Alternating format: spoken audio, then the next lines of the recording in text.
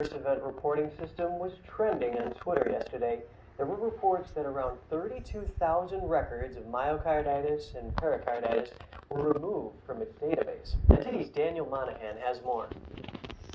Dr. Naomi Wolf discussed the CDC and myocarditis in a video published December 21st. That CDC, meaning Dr. Walensky, has removed 32,000 plus records of myocarditis and pericarditis from the VARS database.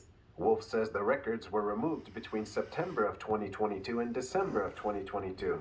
She says the job of the head of the CDC, Rochelle Walensky, is to monitor safety signals in VAERS. Wolf alleges that Walensky is covering her tracks. She also doesn't believe it is a coincidence that this is occurring after Governor Ron DeSantis recently announced a vaccine injury inquiry. In related news, Dr. Jessica Rose discussed myocarditis reports on VAERS. She says there were 5 times higher reporting in the domestic data of myocarditis events for young people, mainly boys, after dose 2. But she says the foreign data set in VAERS showed that the incidence of myocardial lesions were 800 times higher than the usual incidence after the 3rd shot. But she says the safety signal of this foreign data is now gone and can no longer be seen in VAERS.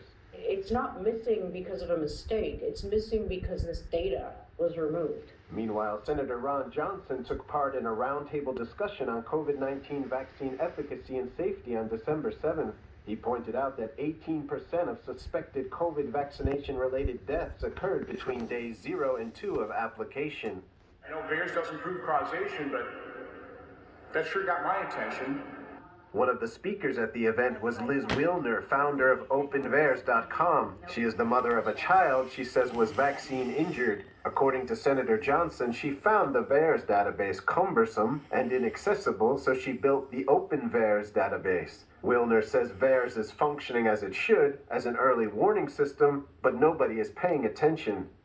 Every life matters. This is a safety signal that is screaming with nobody paying attention, and that needs to change.